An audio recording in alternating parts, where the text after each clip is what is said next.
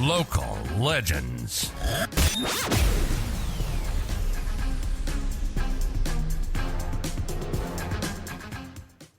We're pleased today to have a nephew of a former guest in Tin Weatherald, in Jake Weatherald, former South Australian opening batsman, now playing his trade with Tasmania. 3,178 first-class runs at an average of 34. Of course, 100 for the strikers in the grand final. We'll certainly get to that. We welcome aboard Jake, and first off, I'm going to bag myself first, and then you, because we both, just doing a bit of research, got unusual middle names. Now, my middle name is Somerset, named after my grandfather, who was born in Somerset. Now, your middle name? Go for it, Weathers. My middle name is Beef. So my middle name is Beef. It's just after my grandfather. So nothing much there from me. But yeah, Beef is just. Oh well, we're both middle names named after our grandfathers, Weathers. So there you are. Yeah, exactly right. Yeah. Mate, thanks for joining us today. Obviously, we like to research our guests, and we came up with that you started your juniors back in the Northern Territory. Would you like to talk about that? Yeah, so I was from Darwin, which is obviously a fair way away from the rest of the world in Australia. So, so I just started there. It's obviously a footy-based territory, very dominant with their footy. But I was lucky enough that my best mate at the time, who also played for South Australia, Tommy Andrews, his old man loved his cricket. So he sort of dragged me along and sort of said, oh, mate, you should play some cricket. You can play for your country and that. So better than playing footy. So I sort of just jumped on board, and all my best mates were playing that. So I sort of just kept doing that, really. So it was great. Was there a local club that you played for? I did. I played for Darwin Cricket Club, which is in Carlin Oval, which is in the city there. But I also played for Tracy Village as well when I went back a few years later when I was a bit older too. So I played for a couple of clubs, but Darwin was the club that I sort of, applied my trade when I was a young guy and sort of learned everything, so which was good. And of course, your dad in Rob Weatherald, who played for Sturt with footy, did he try and push you footy-wise, or just whatever was fine with us? My dad's not very aggressive when it comes to what sport I play. He just wanted me to play as much sport as possible. He didn't really care what I did. He coached me in everything, so he sort of just did whatever I was doing. He sort of tried to get involved and help me out with that. My mum was really big on that as well. She sort of, she's the one that took me to tennis lessons, cricket, footy and all that stuff. But cricket was sort of once I didn't get much taller than 5'10", I sort of just, cricket sort of became the natural progression after that. I was going to ask, when did you sort of realise that that cricket was going to be the main sport that you were going to play? It sounds like the height was probably the deciding factor. Yeah, it probably was. I wasn't that good at footy either, so I wasn't that good at tennis. So I was sort of just a decent at all of them, and then cricket was sort of the one that I sort of excelled at a bit at a younger age. So I was just happy to go through that path, and I sort of loved it. I sort of fell in love with the game after the 2005 Ashes. I sort of fell in love with cricket after watching that, staying up every night watching that. I just felt that's what I want to do.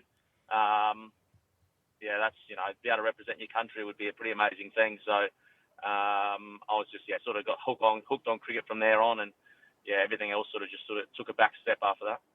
And Weathers, when did you move down to South Australia? I was 15 when I moved down. I went to Prince Alfred College. Yes, I was going to bring that up.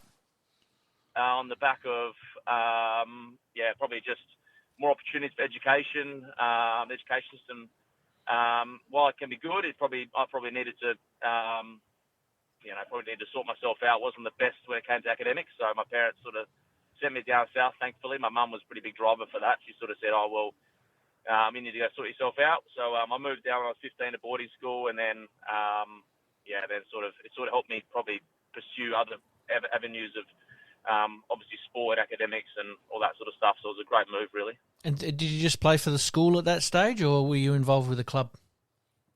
I was involved loosely with Sturt through my uncle, Nick, and Tim, obviously playing at Sturt. So I sort of just, I was associated by name, really. And then once I'd finished private school, because you had to play for your school until you were 16, 17. So once I was done there, I'd go and play grade cricket for Sturt. So that was sort of quite nice to go and have a bit of both, playing men's and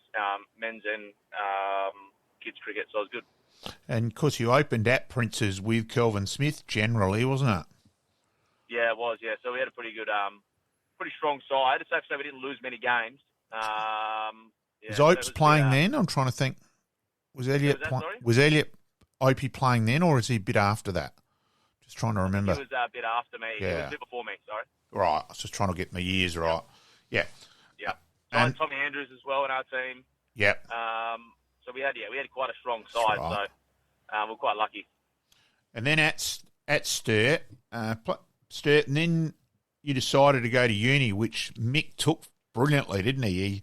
He didn't mind that at all. Like how long was it before he spoke to you again, Withers? No, it was a couple of days, but he was all right. He was fine. He was really good with it all. Really, to stir Mick up. I probably hit on his own himself, but it was obviously nothing personal against him. Yeah. So I just sort of, but he took it really well. He didn't take it well at the start, but he was awesome. He was very accepting of the fact that it was my own journey, so he was great with that. And he was ever since then. He's been super supportive, and he's always just been in my corner ever since. So I'm very grateful for him. He's probably out of all my family members, he was probably the one person that probably actually spent a lot of time actually training with me. Like my dad, while he liked cricket, never really, wasn't going to spend hours throwing balls to me. Where Mick was always keen to do that stuff. So I owe him a lot for that. Oh, and Mick's very respected coaching-wise in South Australia in both footy and cricket. He coached, that's where I know him originally from, where Mick played cricket at Payneham, and then he got himself and Jeff Wilson out to uni. And Mick was incredible in that regard. You 300-odd people who played footy for uni, and you remembered every single person's name and all that. He's incredible. Incredible like that. Yep. Of course. He's amazing.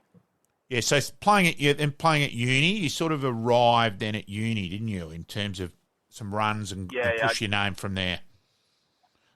Yeah, definitely. Yeah, I definitely got a lot better. It wasn't to do with the fact that I wasn't getting good at Sturt, stuff like that. They probably gave me the ability to learn about myself and how to play men's cricket and also how to push myself further. But the opportunity to train with Cammy Borges, who played first-class cricket, I wasn't in the system at the time, so I was a bit so I just needed someone to give me a bit of kick up the backside in terms of what the right things to do were. So that was probably the way I could do that. So he was awesome, and uni was sort of the place to do it. I felt as though they had the facilities and the opportunity for me to do that. So now, were you just ambulance or copper going past? Yep. Did you bat or just bowl or keeper a bit back then, right? Too, back in the junior days. Yeah, I kept that as well. So I sort of a bit of an opportunity to potentially break into the first class setup as a bit of a keeper batter or a batter keeper.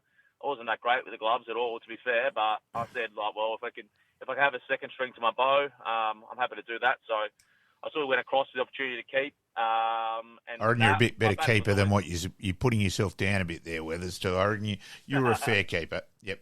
Go on, mate. Yeah, I wasn't too bad, but I was a lot better at batting. So my batting was what got me there in the end, but I think it was provided me a bit of extra incentive to try a bit harder in different areas as well and develop my game. So, I thought it was a good learning curve no matter what, just to go and do something a little bit different than just batting. So, now, did you score any 50s or 100s at Sturt, and then conversely, obviously at uni?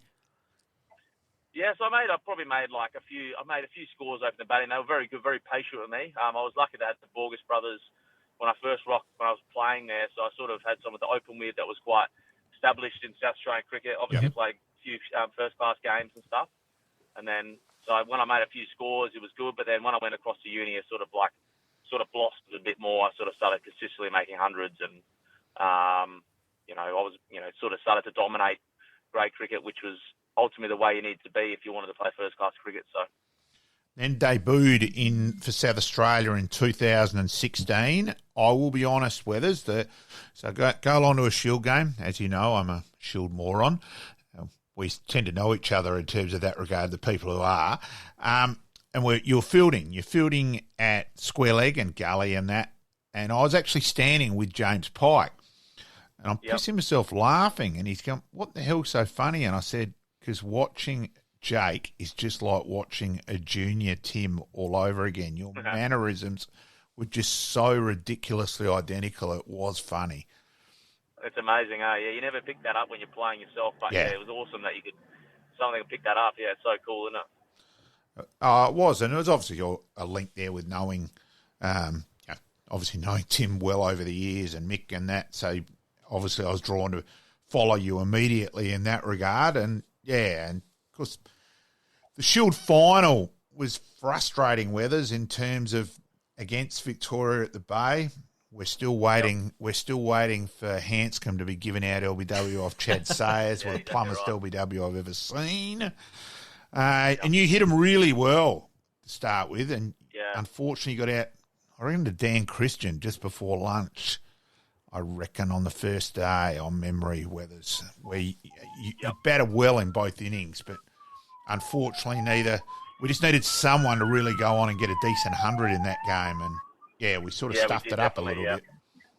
So, but that LBW decision, it was, again too, Pete, that was funny in terms of, Shield games, normally no one there. Yes. And this LB's been given not out, and because it was a Shield final, they were playing it online, and we watched it straight away, and it is still to this day the plumbest LBW I've ever seen given not out. Yeah, I know. And I walked around to Chad at Fine Leg, and that was unreal. And his reply was quite colourful, and I had to remind Chad, there's actually people here today. It's not like the normal Shield game. So true. Yes. What are your memories of your first game of Shield cricket? Did you get presented with your cap, and who was it if it was to go that way? And just talk about that a little bit. It was a pretty strange debut, to be fair. We played in Coffs Harbour, which is a lovely spot. But we played New South Wales, which is obviously they were quite strong at the time. Jamie Siddons presented my cap. It wasn't the most traditional way of getting presented your cap. I sort of just got given it. I think South Australia was in a pretty weird space in terms of sort of rotating through openers quite quickly at the time. So I don't think they were I don't know if it was the most, celebrated thing for me getting my debut. So it was for me, but it was sort of there was quite a few openers that opened that year. We sort of hadn't got it right in terms of who was opening the batting. So I guess that it wasn't the most celebrated thing, but it was good. I got Jamie Siddons presented my cap in terms of just gave me the cap and said good luck, and then we played New South Wales with quite a strong side: Doug Bollinger, Trent Copeland, Sean Abbott, and we actually bossed the whole game. To be fair, we batted really well. Limo made a really nice 100. I made 50 odd in the first inning. I made 300 odd, and we ended up rolling them, and then they chased down 300 in the last innings or something, and they just Benny Rohrer made his first 100 for 2 years. That's right, I do remember that now. So we sort of got robbed of. I remember getting a message from Cam Borges saying, "Mate, you're about to win your first Shield game." It took me 30 games to do that in South Australia. So and I was just like, so good, that's gonna be great. And then we ended up losing it, we lost the unlosable that game, and then so that sort of. But then after that, we sort of went on this winning streak. So I won quite a few games after that next 2 years and played 2 Shield finals. So I was pretty lucky, really. And there is one amusing thing in one of those Shield finals. Didn't take you long to get a wicket, at least, Weathers.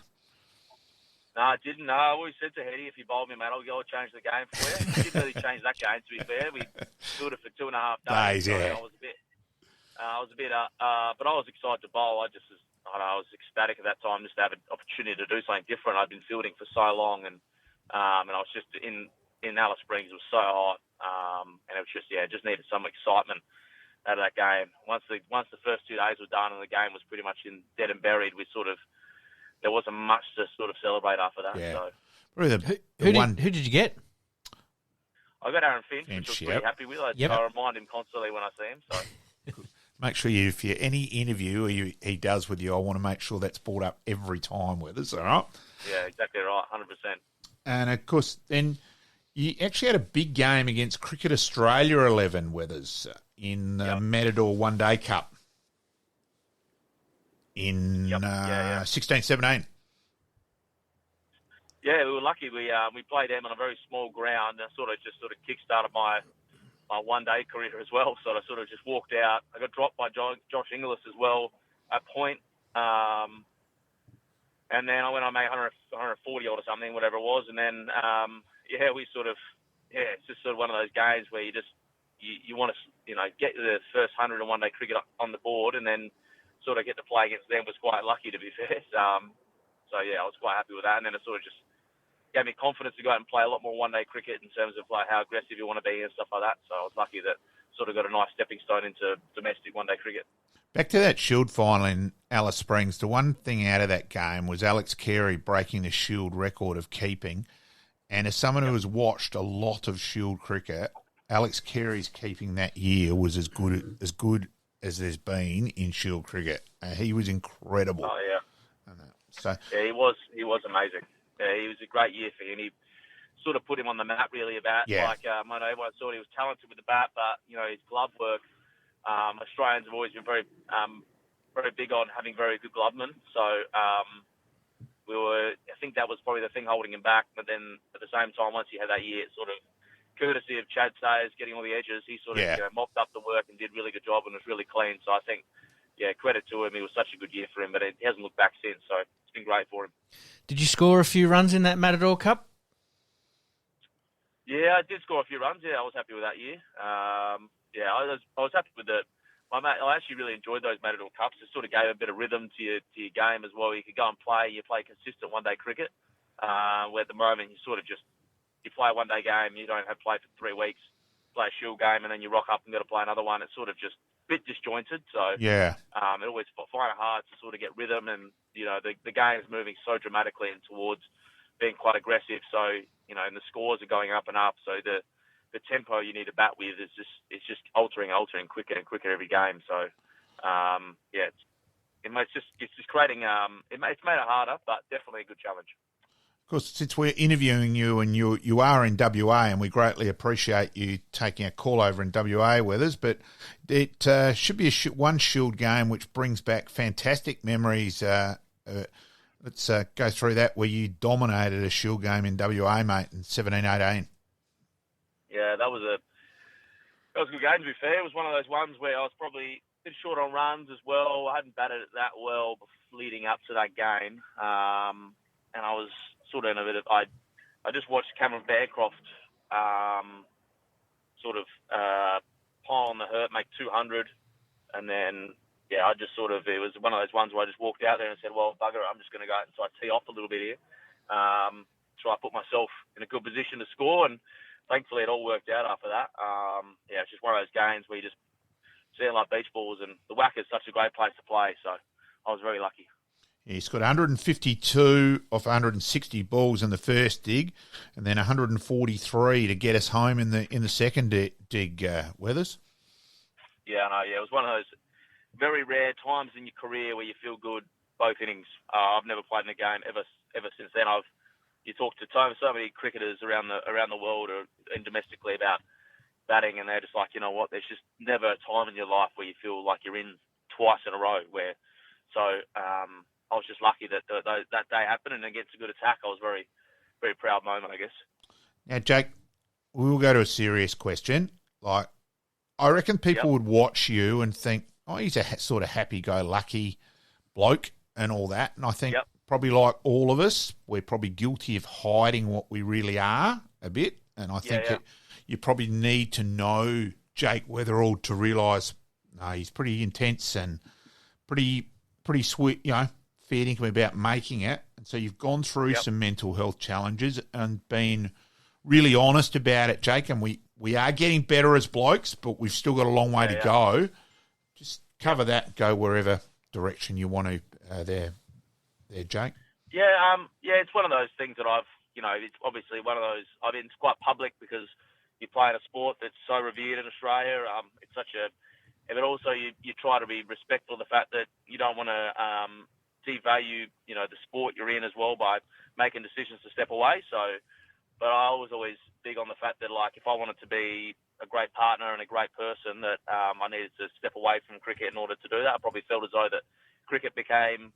I was not the greatest person in terms of what I felt as though was genuinely I cared about myself, but also cared about the people around me. I thought it became quite segregated from what I really could be as a person. So I sort of thought if I take breaks off cricket periodically, I could have a good opportunity to, come back in a mind frame that was healthy for myself, but also better for my partner and better for my family and better for my friends.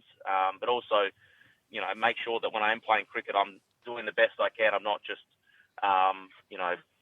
sort of not doing the right team thing as well. So I think mental health is one of those a spectrum of things. But yeah, we are getting a lot better understanding that, like injuries or anything else, periods of time off, it doesn't mean it's the end of their career or anything. It's just times that you get where people aren't their best, and if they're safe enough to go off and have a bit of time off, which Saka have been really good with me with that, and so has Cricket Tasmania. They've been really good at understanding the fact that I do have like anxiety and OCD and stuff like that, and things that I take medication and stuff for. So I've sort of got to, they've got to realise that if I want to be at the best position as a player, I've got to be able to also be right mentally. And you're not always going to be right mentally, but there's a good opportunity to, if you can be consistent in what you're doing day to day. It's hard sometimes when you're playing cricket all the time and on the road and in front of people's eyes. You sort of sometimes you lose the who you are as a person, which is makes it quite difficult sometimes. And we've just been talking with Jake Weatherald, and he was kind enough to give us his time last week. We did pre-record this interview, and he was in Perth, not actually playing, but training. Yeah, it's interesting, isn't it? So he's moved to Tasmania. Yep. He's going to be playing the Big Bash for the Strikers. Is it a shield game in Perth training? So, yeah, it's... It's the, like we've talked about just previously, that the modern cricket player is travelling around everywhere, not only internationally but nationally. And, no, we thank Jake for his time and, just sort of going through how, came from Northern Territory down to South Australia and really for opportunity gets another go in Tasmania, and we wish him the best for the remainder of the season. Yeah, look, my understanding is that Adelaide didn't.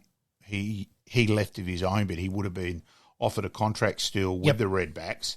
But like you said, he needed a little bit of a change. Yeah, maybe. It's funny with at the moment their whole batting isn't clicking, and it's interesting where the mix is all wrong.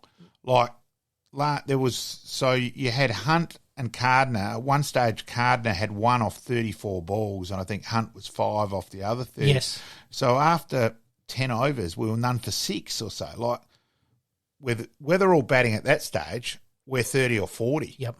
So I think they've missed him. Supply and demand a little bit. Yeah, and I just don't think their mix is right.